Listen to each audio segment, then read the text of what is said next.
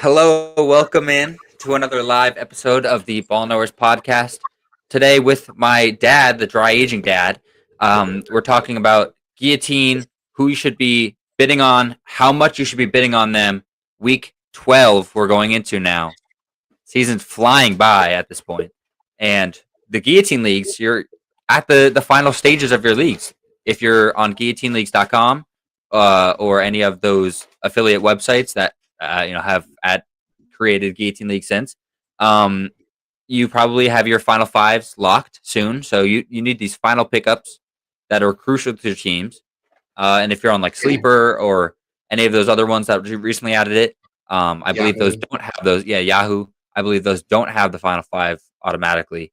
But these are still big weeks to add. So we have 3 leagues that we are personally in that we're going to go through. Who was chopped from those leagues. Well, not necessarily who was chopped, like the people, but the players who were chopped, and go over the crucial people who should bid on. I mean, at this point, how much would you say people should have if you were to bid on them? Like, how much free agent money should you have left at this point this season? All right. So I took a look at the Guillotine leagues that we personally play in on Yahoo, Mm-hmm. and I averaged out how much FAAB money was left.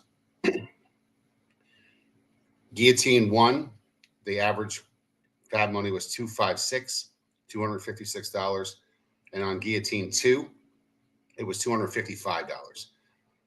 So I think that's a really good indication.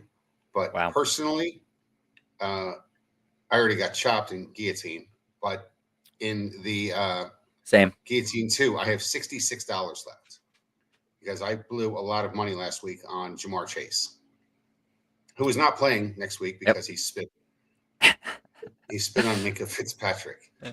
That's or no, he's Jalen Ramsey. Jalen Ramsey. He spit on Jalen Ramsey. Yeah, so that's a wise investment. Yeah, sure was. So I think in some other podcasts that maybe some people are listening to us tonight, watching us, looking for content because we enjoyed listening to Chop, and I don't know what's happening with that weekly podcast anymore. But I'm going to go with the idea, and I want everyone to understand that when we're talking about this, $250, I believe, would be about what you should have left. If you have more, very good for you. And, you got to remember, that's the average. Half the people have less. I feel like if you do have a lot of money left, to me, you're saying that, good for you, which, yes, it's, you have the most power on the bidding market where you can outbid everybody. You set the tempo, but at the same time, that means your team's probably not that good, or you're probably lacking a few pieces, unless you just drafted fantastically, or you got, maybe some crazy good week, Michael Wilson or something. But outside of that, I don't know.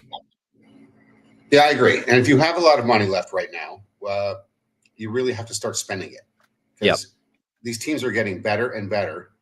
The remaining teams are building up their rosters, and they're chopping guys that 3 weeks ago you would die to have on your team, and now you're going to be chopping guys like, I don't know, you might be chopping Devontae Smith to make room for Jamar Chase, or I'll tell you one name that we're going to talk about today is Jonathan Taylor. That guy, no pretty doubt, much all in. You got to go all in. Save $5. He's in the thumbnail right now because that is probably the most chopped player in Guillotine leagues this week, and I'm sure it's what a lot of people are looking at, and I'm not sure how much to bid. You have $250. If I see Jonathan Taylor out there and I have $250, I'm bidding $250. Honestly, I don't see any reason to keep. What's $5 so I can get, I guess, a defense or something. But you're only going to get one defense with that $5 because you're probably going to bid $4 or $5 on it anyways. So Absolutely. what's $5? You might as well just keep zero. Yeah, you're right. Because if I lost Jonathan Taylor because I bid $245 and I had $250, I would be mad at myself. All right. Well, the other way that you can think of it is, you've won these Guillotine leagues before. I've won these before. Yep. And when you get down to the final 3 and 4, and everyone, there's going to be barely any money left. You might be the guy with the most amount of FAAB left with $12. And then, I don't know, some big name. I doubt you're going to see McCaffrey get chopped, but he could. If you have $12 and the next guy has 8, you only have to bid 9. So holding back maybe $10 might not be a bad idea. So I don't know. You got to figure that out yourself. I understand going all in for Jonathan Taylor because hopefully that is the last piece you need for your final roster, your end game roster, which is what you want to go into the final weeks with. You should be trying to set that up each week, building up, adding a piece, improving to the best possible team you can have to run the finals. All right, so let's go into that. So we're going to assume $250 for our bidding purposes when we talk about money, as opposed to talking about percentages. Yep. So who do you want? We just talked about Taylor. You say all in. I don't think that's a bad idea. I also saw JSN on this list, right? Yeah, that was that was another person that I was looking at that was a pretty popular cut. He had like 12 points this week or so, but you were obviously expecting his consistent 20. And when he doesn't put up that much, it's if that's the guy that's been carrying your team, maybe you had a weak point, or maybe you had a Lamar that you had with them. That's a popular cut this week too. You know, two guys underperforming, it can just completely tank your team at this point, because typically you're seeing in your leagues at home, like one of these guys in our second Guillotine league, Jonathan Taylor on the bench, and then he had to start DeAndre Swift and Kamani Vidal,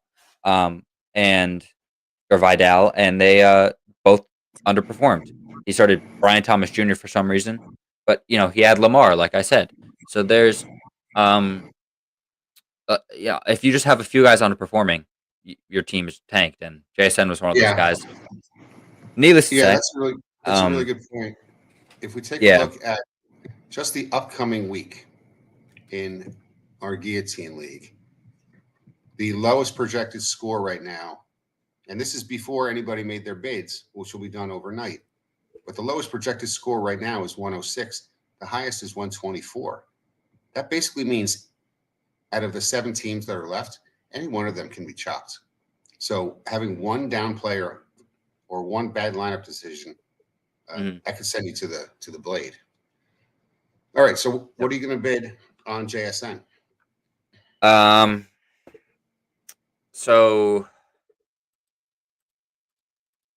at least what I typically do, you might have $250 left. If you're seeing these guys like Jonathan Taylor, JSN, as what we like to call end game players, which are the guys that you need on your final day roster to win the championship, win the Guillotine League. And if the guys like CMC, Puka, JSN, those are your end game players. And if you think JSN is one of those guys, you bid. I think you go all out or close to it. I think so too. I think maybe you hold out a little bit. Maybe you go 240 on him. You're a little bit less confident than you are with Taylor. That's what I agree with you. I think he's a guy that he can win it for you, and you don't want him on someone else's team. Yep. All right, who else you got up there? You say you pulled up some of those names of the top players. Yeah. So in another one of our leagues, in our mini chop league, which is I don't know if other people do these leagues. This is a league that we do where you start after week 5, and so I guess this year we drafted Thursday of week 5. We didn't start the league until week 6. So that was an interesting twist to the league.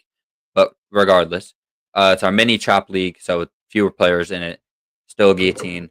He had Sam Darnold, who's been a decent quarterback this season, obviously majorly underperformed versus the Rams. Justin Jefferson is the prize on this team, as so is JSN. JSN still had 16, so it wasn't as bad as I said, where I thought he was at 12. So 16 wasn't terrible. He was actually the highest scoring player on the team. But like Rashee Rice is a really good player.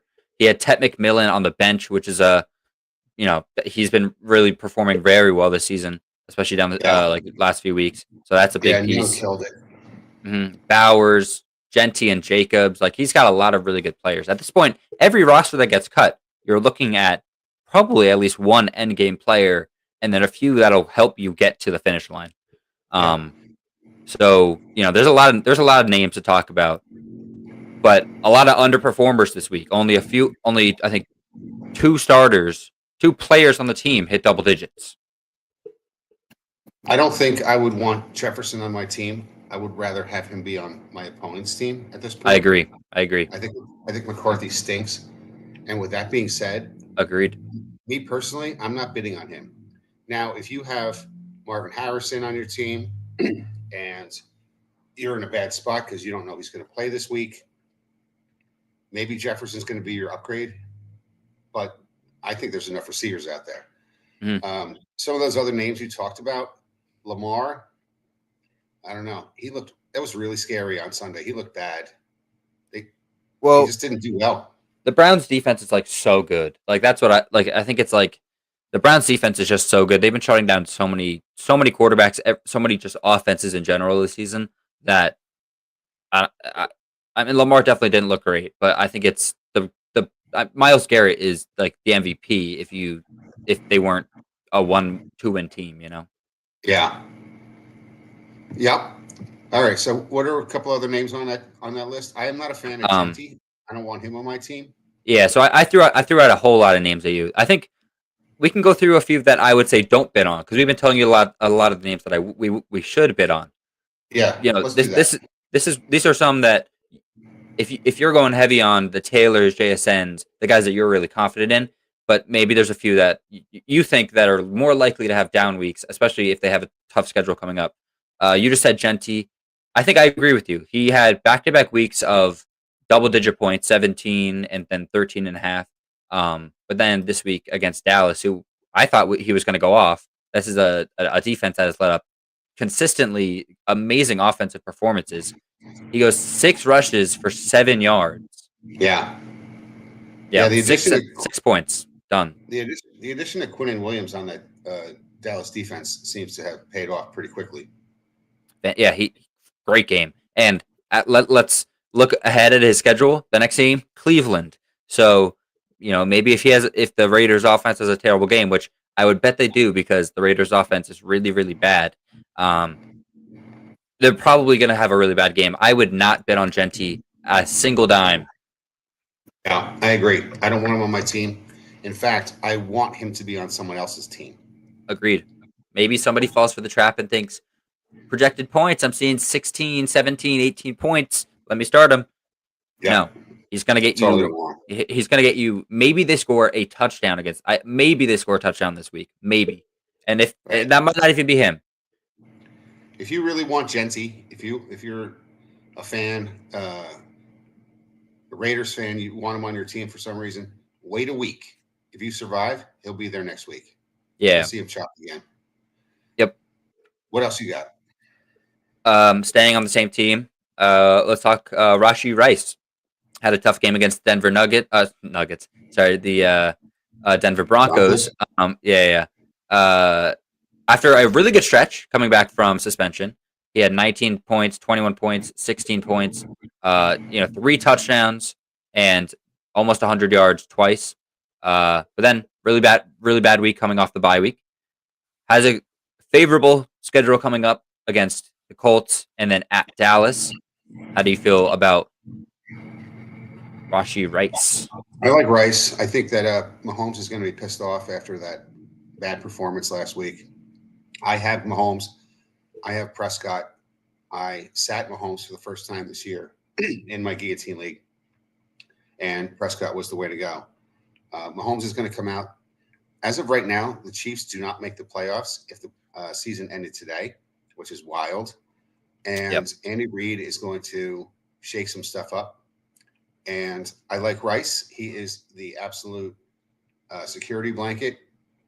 He throws he's doing those quick routes, and I expect a bounce back. Is he an end game player? He's close. For some teams, maybe. So I would make a bid on Rice. It depends on your roster, of course. I would say if you have 250 left, I think I would go around $50 for Rice, which is, that's a quarter of what you have left, right? 20%. Yeah, I think I'd probably go a little bit higher on him. I think that he's borderline end game player for you. At least he's at least a receiver two. He could be a flex right now if you have a really good two receiver core. But this Chiefs offense has been pretty good since he came back, and it's Yeah. really largely because of him. And Yeah, so except for this past week. And I expect a turnaround. yeah, I mean he's playing Denver. That's like maybe the best defense in the league, and it was just a tough week for the offense in general. I think Colts coming up, Sauce Gardner, maybe it'll be a tough matchup, but Rice is so good, and I'm not really too worried. And then Dallas, I think that Chiefs offense might put up 40. So if you don't want to bet on him this week, I don't think that he'll be available after this upcoming week. So you'll miss out on that Dallas week, and I think it's worth bidding on him now to get to that week, which he might score 30 points at least. Right. And just because we said that, let's say Taylor and Rice are both out there, or JSN and Rice in this example, you can go all in on JSN. You're not going to get Rice at that point. But if you don't get JSN, you want to have your backups lined up. So you want to look at your roster. You want to say, who would I start Rice over? Like, I would certainly start him over A.J. Brown. Yes. But I would not start Rice over Lamb or Pickens. Pickens is killing it. 100%. But I think Lamb or Pickens could be your receiver one or two, honestly, at this point. I mean, Pickens and Lamb are both like a 15, 20 point per game guys at least. 100% they are. But there are, let's see, there's 7 teams left. Let's say 2.5 receivers each. That's 14. That's 17. Let's say Rice is definitely a top 17 wide receiver. So I would think he's certainly rosterable. He's certainly startable. But I wouldn't go more than $50 because you do want to save a few bucks for later. The big guys are coming back again. Mm-hmm. You're going to see Taylor and CMC at some point, most likely. Yep. Here's a few names, a few receivers that weren't on a chop team in our mini chop league, but were probably chopped in a lot of your leagues out there if you're watching. Is Jamar Chase, who's on the thumbnail. Not only did he have a poor week playing that Steelers defense, 10 targets, only 3 receptions, pretty crazy. Jalen Ramsey is he's been so great this season, and he's just a top tier instigator, especially when he's playing a really good receiver. He can really get in their head to make it like a feisty matchup. Obviously gets Jamar Chase kicked out of the game and then suspended for this upcoming week. How much would you bid on Jamar Chase, who, I mean, he's been good this season, but he's been great, honestly, but missing the next game. Yeah, that's a big deal. You really do have to weigh that because having him back in 2 weeks is a nice thing to look forward to, but not if you are playing without a head. Yep. So he is a guy you want to have on your team for the end. Although the Bengals really don't have a shot at the playoffs, right? What are they playing for? Yeah, no doubt. I mean, technically, maybe they do because Burrow's coming back soon. But that might be for the championship or maybe the second, the final 3 or something when Burrow comes back. So I'm not really too worried about that. If this is the only way I've been on Jamar right now, is if I had someone else that's in the top 17 or so that I could trust ahead of him. So Devontae Smith, who's looking pretty good lately. T. Higgins is a guy I would have in front of him. So if you have those guys on your roster already and you can fill out your full roster and you have the luxury of putting Chase on your bench for a week, because this is basically a bye week for him, then I would bid and I would go with 250 left. I would go $100. Really? I think I would. You think you could get him on a? Is that you trying to get him on a steal, but still paying a decent price for him? Well, this is what I think. I think a lot of players, and I wanted to bring this up later, but now's a good time. When you are going in today on Tuesday to put in your bids that are going to process overnight, I would bet that half the owners in your Guillotine League or more are only looking at the upcoming week's projection numbers and saying, "Oh, I want that guy because he's projected for 18, and the guy I have is projected for 14, so I'll pick up whoever." Jamar Chase is going to have a projection of 0, so he's not going to appear in that top of the list.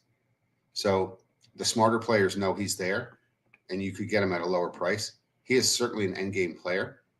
That's for Yahoo, because Yahoo is not up to date, I guess. I don't know how it is for Sleeper. I haven't played on there. I know a lot of people play Sleeper leagues. And I don't know how it is for guillotineleagues.com or whatever other websites you play guillotine leagues on.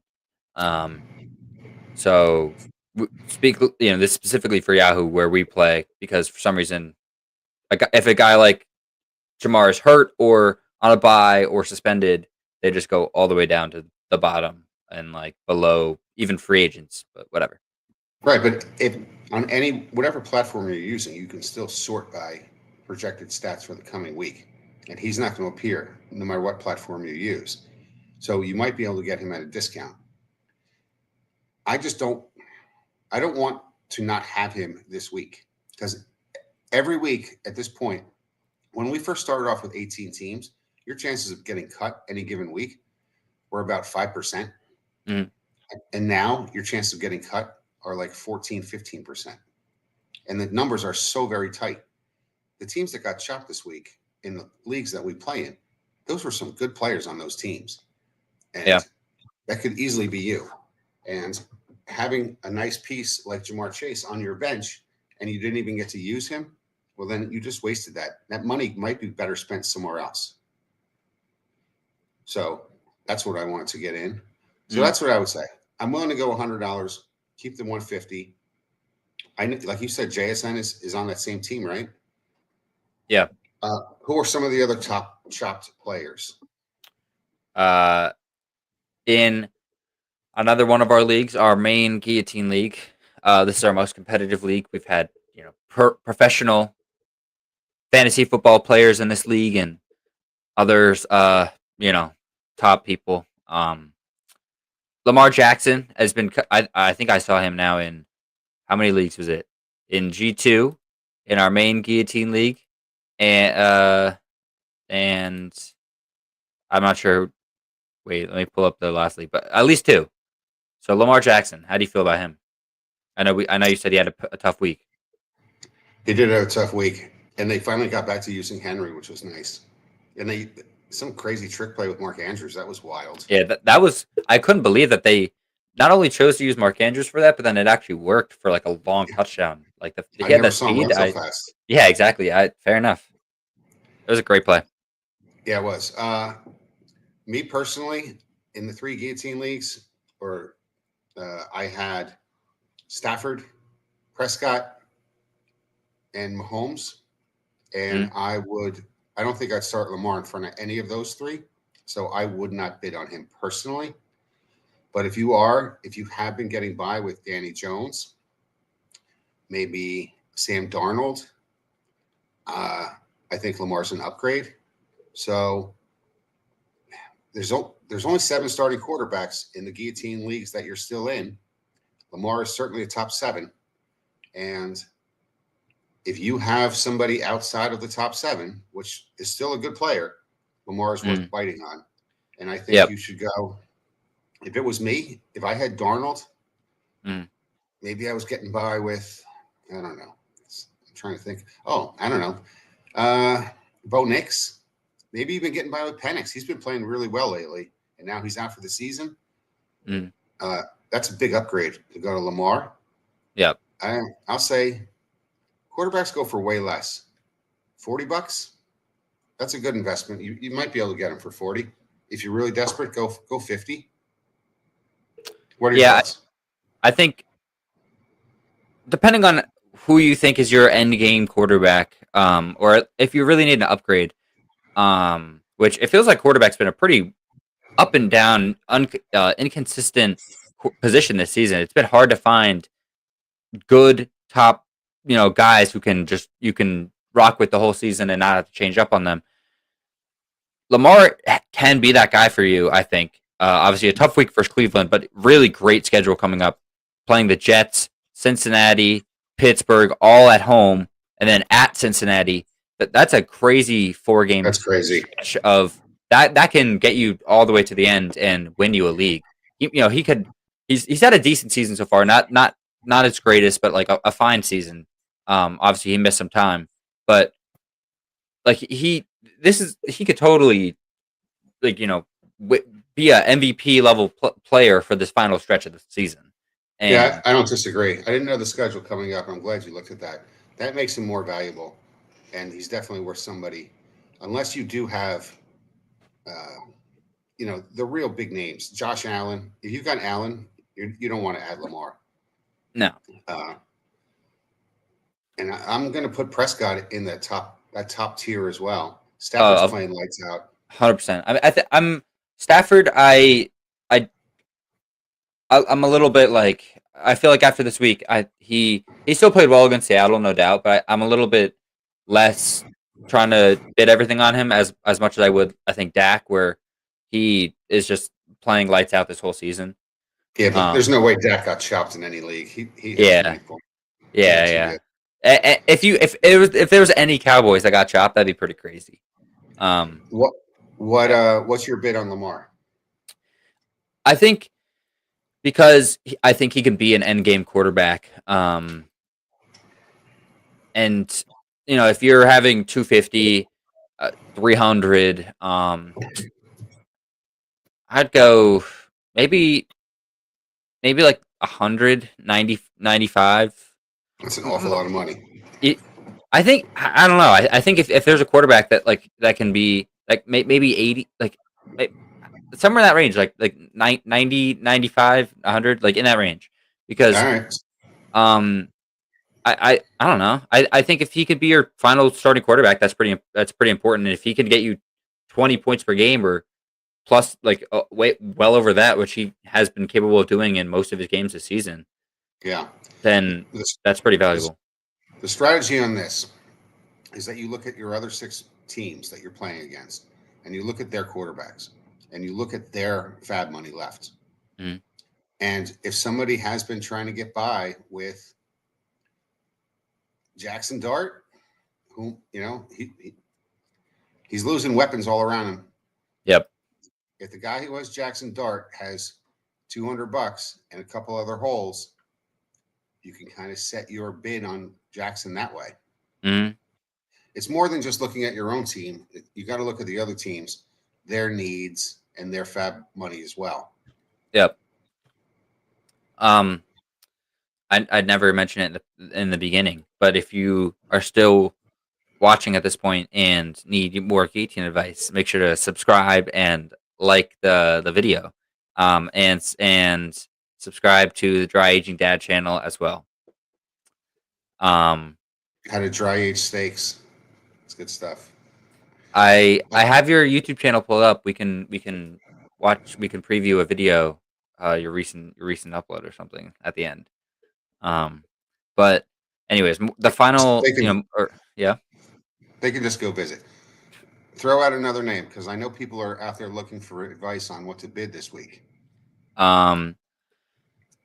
So even though Amarian Haskins will be coming back soon, or somewhat soon, Kamani Vidal is a guy who got chopped in probably a lot of leagues. People are probably still starting him because he's been up and down every other week. He's played 21 points and then 5, 19 and then 3, 17 and then 2, going into a bye week.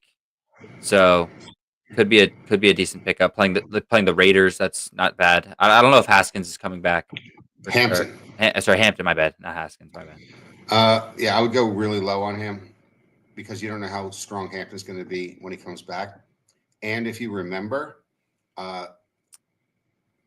he was splitting carries to start the season anyway. Oh my God, the running back from the Steelers. Najee Harris. Yeah, the guy who put a firecracker in his eye. Harris was Crazy. getting a lot of carries to start the season. And everyone was like, what's going on with Hampton? And then Hampton looked really good, and then he got hurt. Yeah, that sucked. That crushed all of my teams. That's why I lost in probably 2 Guillotine leagues, and I, lost a couple weeks in a lot of like other leagues because Hampton was my guy this year. Whatever. Vidal is pretty good. I like watching him play, and I think you can get him because he's going to be on a bye. Just like we said, he's going to have projected 0. People aren't even going to think about him. He's probably a nice little bench piece until Hampton's back to 100%. Yeah. So I don't know. Like you could get him probably for $2. Yep, that's what I was thinking too. I wanted to throw this out there too. There's 2 other strategies that I listen to a lot of fantasy football podcasts, and I haven't heard anybody else bring up these strategies. One is the day after everybody's biddings are finished. Yep. For every player that gets picked up, a player has to be dropped. And it's very interesting. If you go and look, there's some decent players that get dropped for whatever reason. Maybe an owner is just pissed off at him because he had a bad week, or he hates the Eagles. And maybe you can go pick up a tight end or a wide receiver for some depth. And you can, the next day, it's first come, first serve. You can pick up players for $1. And you should always be streaming defenses that way too. No doubt. Make sure to check out Brian Drake for which defenses to stream. Because that's right. That's the go-to guy for that. That's at Drake Fantasy on the X machine. Yes, sir. He writes a good article, free article every week. Yep. So I definitely do that on Wednesday morning.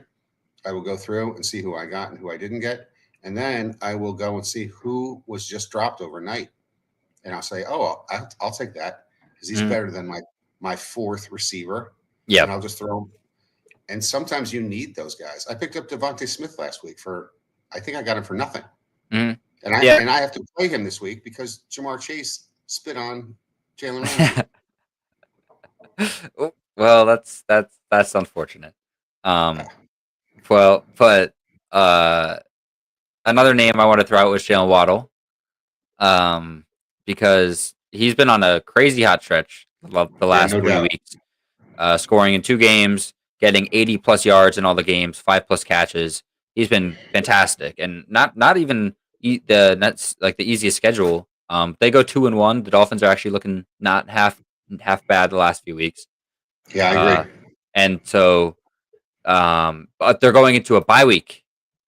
So this is a sneaky one. Had a tough week against Washington, I should add. It was a low-scoring game, so wasn't many opportunities to score touchdowns. I think they only scored 1 touchdown. But how much are you bidding on Waddle? So going into the bye week, it's the same strategy I had before, although Waddle is a bigger name that people might be looking for. He's definitely a nice piece. He's not an end game player, but he can sure help you get there. I think I would go $60 on Waddle, $70. I wouldn't mind having him on my team the way he's playing right now. He's playing hot, and this is the time you want to have the hotter players. Mm-hmm. And McDaniel is playing for his job, and he needs to score points. So as long as Tua can stay upright, Waddle's going to keep getting basically every pass, him and Achane. So that's what I would say. $60, $70. I think that you should get him for that. You might get him at a discount because people might not know he's there. It depends on how smart your league players are. Yeah. What are your thoughts? I agree. I think like when guys are on bye, being able to just like kind of just snatch them up almost. It's a like you have to be paying attention to who gets chopped from every team, top to bottom, because there's guys on the bench who maybe were injured going into a bye or whatever, and for example, a guy that I want to bring up next is Bucky Irving, but we can get to that in a second, because that's a guy that maybe isn't coming back next week. We're not sure, and so like if he's not the top guy because he's down low because he's going to be out, that's a great player to snatch up, and it's going to be similar to Waddle, but because he's on bye. I'm still going because how hot his stretch has been. The last few games. I mean, really, consistently this season, he's had a few up and down games, but he's been mainly up. I would say, playing the Saints at the Jets, who last time they played the Jets, he 6 points, but Sauce is gone now, and they lost a lot of pieces. The Jets are just dejected. It might be a better game. Pittsburgh, I'm probably going for 40, 50 on them. Yeah, maybe I was a little high. How much? Sorry, what was your number? I said 60. Maybe maybe 40, 50, 60. I could see that 40 to 60 range, because I could see myself pushing it a little bit higher. My only problem with that is you put Waddle on your team and you're like, that's good, and then 2 weeks from now, when entire teams are just filled with at least 4 endgame players and they're going to be chopped, and you're going to say, oh shit, why did I spend $60 on Jalen Waddle, and now I'm going to cut him to make room for somebody else. Yep. So it really does depend on your roster. All right, we got about 3, 4, 5 minutes left. So all righty. What else you got? I mean, did we say a number for Puka earlier? Oh no, I know we mentioned his name, but I felt like we didn't say a number. I totally forgot about that. Yeah, Puka was definitely a pretty popular drop candidate or chopped candidate this week. 7 for 75 and had a fumble, so 10.8 points in Guillotine. Obviously, fantastic season so far, scoring in most of the games recently. He had scored in 4 of the last 5 going into this one. How do you feel about him? I mean, he's been obviously. I think he's all in. Yeah, was way better in the beginning of the season. I want to add, I do want to, he was saying consistently over 100, but he's dropped down a bit. And going into a little bit of a tough schedule. How do you feel about him? I think I'm going all in on Puka. I think the Rams want to win a Super Bowl. I think Stafford wants to win an MVP, and that team has all the pieces. And Puka he's the main guy there. I mean, Adams is playing pretty well, but he only had 1 catch this past weekend too. Adams. I would go all in. Puka is absolutely the definition of the endgame player. It's JSN, Taylor, CMC, and Puka. Those are your guys. And if you can get 3 of them, you're in great shape. You might not get another chance to have Puka on your team. So you're sacrificing a lot, but when he's on, he's like having 2 receivers on your team. So he's absolutely, his bye's passed. He's healthy. It's 2 weeks post injury. Stafford's playing great. I don't see any downside. I'd go all in. Yeah, I mean, he wasn't scoring early on in the season, then he really turned it on recently. And he's one of the highest in receiving yards this season. He's 25th in all of points in fantasy this season. So yeah, I think you go all in. He's an endgame player. Would I go 250? Honestly, I'm rethinking my JSN when I said 250 earlier. I think I might, like you said, go a little bit lower because I think there's more end game receivers than end game running backs. Yeah. I think Puka, I'll go 240, 230. Yeah, 240. Yeah, save $10 because that $10 is going to get you a really good player later. All right. We're almost at the 40-minute mark. Can we wrap up with Stephon Diggs, who also got cut. Yeah, sure. I mean, he had a good week, so I wasn't sure if I was going to mention him because maybe he didn't get cut in a lot of his leagues. I mean, Well, it's helpful for the people who are listening or watching because it might not be Diggs, but it might be a comparable player to Diggs. yep. Like I could see Devontae Adams getting chopped this week because he only had one catch. Hmm. So Diggs. So let's talk about Adams. Adams and Diggs they're both playing about as well as they're about equal over the last few weeks. Okay. Yeah. What would you bid on Adams? What would you bid on Diggs? I mean, Um. do you agree that they're about playing as well? They're putting up good points mostly. Yeah. Yeah. Honestly, I don't know if I bid on Diggs. I don't know if I'd even bid on him. There Okay. sometimes I don't. There's only probably about 5 bids I put out a week. So if there's a really really strong week, maybe it's 7 or 8. Um. But Okay. I usually at this point I feel like you should have a decent bench, and I don't think I would bid enough to get him, and so maybe I put 30 on him, maybe. I think that's right. I was thinking 25, 30, and I think you Yeah, could probably get him. yeah, and even What that about felt like Adams? probably that felt pretty rich to me, but I assume that Adams is on a lot of people's waiver wires right now. yeah, I What are your thoughts? wanna search him up really quick because I didn't realize that he was that had that bad of a week. So oh yeah, he did. I did see the touchdown. I didn't realize it was his only catch. So yeah, he's been fantastic recently. When you said he was similar to Stephon Diggs, I think Adams is definitely better. Like Oh, he's a he's better player. and I'm he's saying just yeah, weekly results. Uh, Diggs has been getting in the teens for a few weeks in a row. yep, I know because I have him, and I'm like, I keep thinking I'm going to bench him. I'm like, he's doing it, and yeah. May keeps looking for him. Mhm. It's And been a really May is May's the MVP right now. I don't know if I was talking to somebody recently. I don't know if I agree with it. Even though I'm such a big May fan, I it just feels weird. I feel like he hasn't played well enough to be the MVP, like on a game by game basis. I know they're winning and like he's played well, but like I don't think he's done it like anything grand. It's just like I guess it's gonna be like a fine MVP. Like not every year is the best newest MVP. there's Um, plenty of time for that to change. yeah, no doubt, no doubt. But I feel like I've seen a lot of like rhetoric about like him being like just clear runaway. I think Stafford's clear in that conversation. I think Taylor's in that conversation too. Yeah, I agree. So if if Adams is out there in your league, Yeah. what are your what's your bid on I Adams? mean, I'm bidding a lot on him. A little bit of a tough schedule coming up. Tampa on Sunday night. Uh, at Carolina, at Arizona, Detroit, at Seattle. In the last Seattle game, this is the one he just played, and he only got one catch. So, that's a worrisome game. That's going to be an end game one.